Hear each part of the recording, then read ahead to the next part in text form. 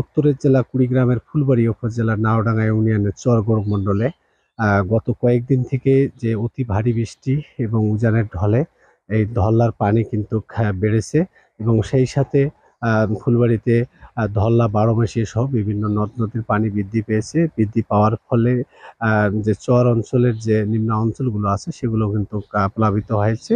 তবে ফুলবাড়ী এবং কুড়িগ্রাম জেলার যে মাত্র নাগেশ্বরী এবং রাজারহাট মিলে কিন্তু এই 10 থেকে 15,000 মানুষ পানিবন্দির খবর আমরা পেয়েছি। আর বর্তমানে এই ফুলবাড়ী ধরলার কিন্তু পানি বিপদসীমার উপর দিয়ে যাচ্ছে। আজকে সকাল 9টায় 15 সেন্টিমিটার বিপদ সীমার উপর দিয়ে প্রবাহিত হচ্ছে। আর সেই সঙ্গে আজকে একটা বিষয় আপনাকে জানিয়ে রাখি যে আজকে কিন্তু গতকাল বিকাল থেকে আজ পর্যন্ত কিন্তু এই কুড়িগ্রামের আকাশে কোথাও বৃষ্টিপাত হয়নি। আর আকাশে প্রচুর রোদ চলছে। সেই সঙ্গে কিন্তু পাহাড়ি ঢল কিন্তু আসা বন্ধ হয়নি। সেই সঙ্গে ভাঙনও কিন্তু এখন পর্যন্ত অব্যাহত আছে। এছাড়াও গ্রামীণ কিছু কাঁচা সড়ক এবং সড়কে ভেঙে এবং ধসে কিন্তু যোগাযোগ ব্যবস্থা কিন্তু বিচ্ছিন্ন হয়ে পড়েছে বিশেষ কিছু এলাকায়। আমি এই মুহূর্তে এই চাচা আয়নাল চাচার এখানে এসেছি। এই আয়নাল চাচা এই মানে তার কিন্তু কোনো জমি জমা নেই এবং তিনি সরকারি খাত জমিতে থাকেন এবং এই চাচার যে গাছটি, এই যে কাঁঠাল গাছটি যে ধরে তিনি যে দাঁড়িয়ে আছেন, এটা তার লাগানো এবং শেষ স্মৃতি এবং তিনি ইতিমধ্যেই স্থানীয় মানুষ কিন্তু তাকে সহযোগিতা করেছেন। তার 2টা ঘর কোথায় যাবেন কিন্তু এখন পর্যন্ত কোনো তার ঠিকানা উনি দিতে পারেনি। তো আমি যেহেতু বলেছি যে আপনি খেয়েছেন কিনা সেটিও বল। আপনার নাম কি? আয়নাল হক।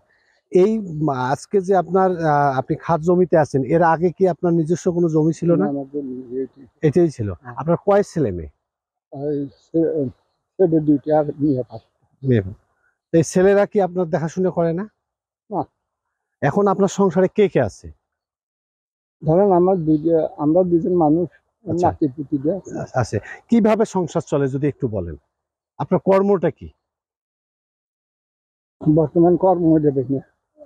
তাহলে খাওয়া দাওয়া কিভাবে হয়? মানুষের ছোট বিটি মাঝে মাঝে সাহায্য করে। আজকে এখন পর্যন্ত কি খেয়েছেন যদি একটু জিজ্ঞেস করা যায়? কিচ্ছু খান নাই? বাজারে একটা পারোটা খেয়েছে। চাষি কি খেয়েছে? পারোটা। আপনি ভেঙে পড়বেন না। দর্শক, যেটি বলতে চাচ্ছিলাম যে আসলে চাচা এখন পর্যন্ত এই যে আমি দেখতেছি যে প্রায় 2টা পার হয়ে যাচ্ছে, তারপরও কিন্তু চাচা এখন পর্যন্ত একটা পারোটা খেয়ে কিন্তু আছে। কারণ তার দুশ্চিন্তা হলো তার এখন এই ধরলার কাছাকাছি চলে যাচ্ছে, বাড়ি ঘর কিন্তু একদম সরার সমস্ত প্রস্তুতি এলাকাবাসী করে দিয়েছেন, কিন্তু শেষ ঠিকানা ইনি তার নিজ হাতে এই গাছটি মানে রোপণ করেছেন এবং সেটিও হয়তো কিছুক্ষণের মধ্যে ধল্লা নদীতে কিন্তু বিলীন হয়ে যাবে। আর তার বাড়ির এই কিছু লোক তাদের বাড়ি ঘরগুলো একদম করে ফেলেছে, সরিয়ে ফেলার জন্য প্রস্তুতি নিয়েছে। তো চাচা এই একটি পরোটা খেয়ে কিন্তু মূলত এখন পর্যন্ত এখন কোথায় যাবেন সেটি একটু বলা যাবে? হ্যাঁ, এই যে ঘর তো আপনি হ্যাঁ দেখেন দর্শক, এখন পর্যন্ত তিনি কিন্তু বলতে পারছেন না যে তার স্থায়ী ঠিকানা কোথায় হবে, কিভাবে হবে।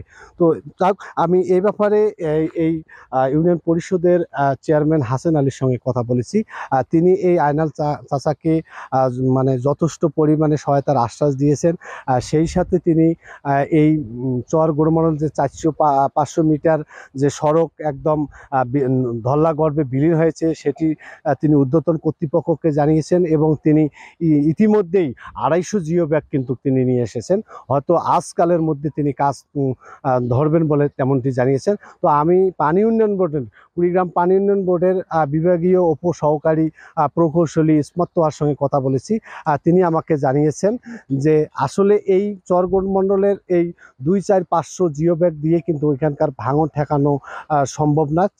সম্ভব তিনি জানিয়েছেন যে এখানে একটা স্থায়ী বাঁধ, সেই সঙ্গে জিও ব্যাগ কমপক্ষে 50,000-এর উপরে জিও ব্যাগ আনলে তারপরে কিন্তু এখানকার মানুষের বাড়ি ঘর, স্কুল কলেজ, মাদ্রাসা এবং এখানে কোটি টাকার যে একটা মুজিব কেল্লা আছে সেটিও কিন্তু হুমকির মুখের।